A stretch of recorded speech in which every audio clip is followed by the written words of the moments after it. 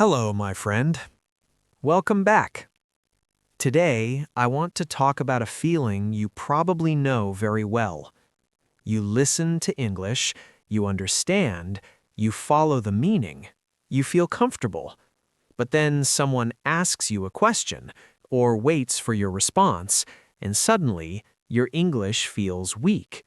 Not gone, not completely lost, just slower, heavier, less clear. And you may think, why does this happen? Why can I understand so well, but respond so slowly? Why does my English feel strong when listening, but weak when speaking? Today, I want to explore this with you calmly. Not to fix you, not to push you, but to help you understand what is really happening. Let's slow down. Take a breath. Let your shoulders relax. Let your face soften. Good. Now, listen carefully. Listening and responding are not the same skill. They feel connected, but they grow at different speeds. Listening is about recognition. Responding is about creation. Recognition is fast. Creation takes time. This difference explains most of what you feel. When you listen to English, your brain receives information. It matches sounds to patterns it already knows.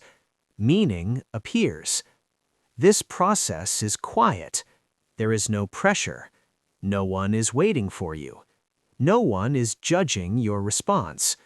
Your brain feels safe. Safety allows clarity. Now let's talk about responding. When you respond, your brain must do several things at once. It must decide what to say, choose words, organize them, send instructions to your mouth, manage sound and timing. All of this happens in real time. And while this happens, you are aware that someone is waiting. That awareness changes everything. Pressure enters the system. Pressure slows creation. This does not mean your English is weak. It means your English is working under different conditions. Now let's slow this down even more. Imagine reading a book quietly. Then imagine reading the same text out loud in front of people. Same language, very different experience. Listening is like silent reading. Responding is like public speaking.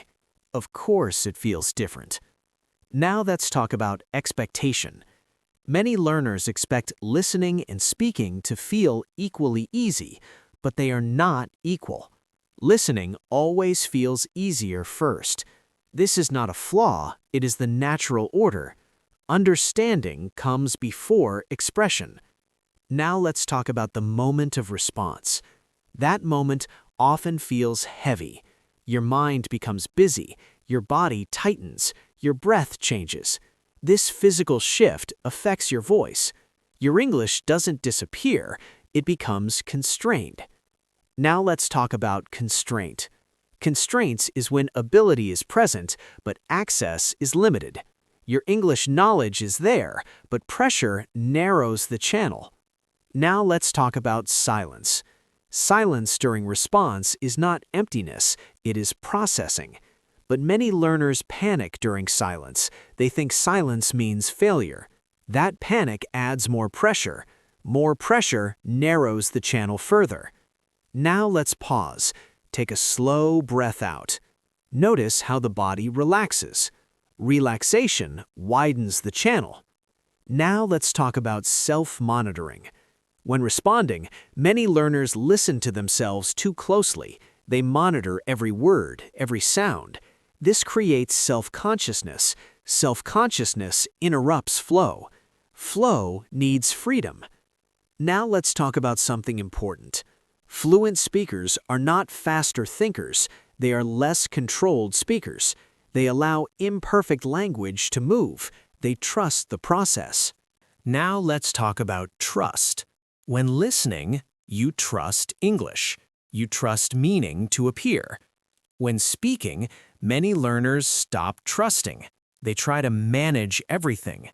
Management blocks spontaneity. Spontaneity is the heart of response. Now let's talk about the body again. Speech is physical. If your jaw is tight, words feel heavy. If your breath is shallow, sentences feel short. Listening does not activate these muscles. Responding does. This is why listening feels lighter. Now let's talk about training again. You don't strengthen response by forcing long answers. You strengthen response by practicing small reactions, short phrases, natural responses. For example, yeah, I see. That makes sense. I'm not sure. These responses keep you engaged without overload.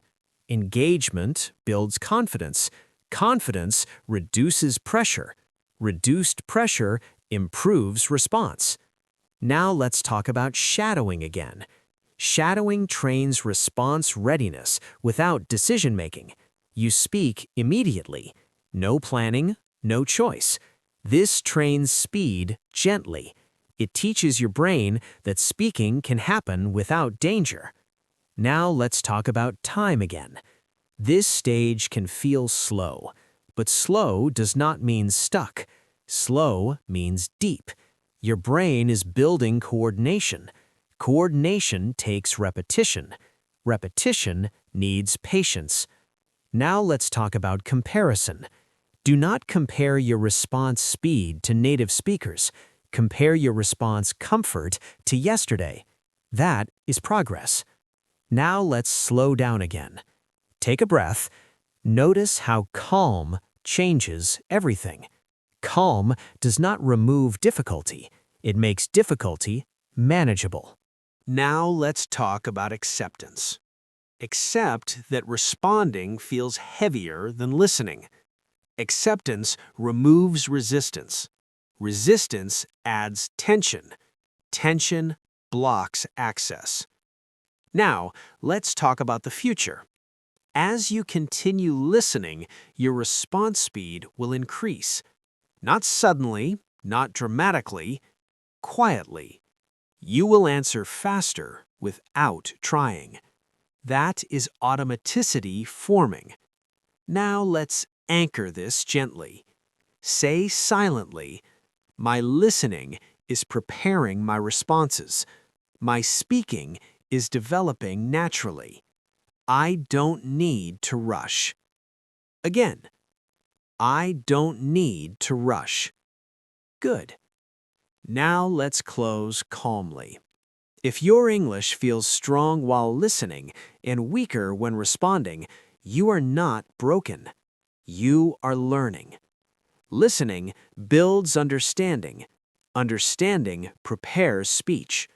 Your responses will grow as safety, repetition, and calm increase. Trust the process. Thank you for spending this time with me today. Tomorrow, we can explore how to respond more easily without thinking, or how to keep conversations flowing with simple English. I'll see you again inside the Shadowing English Room.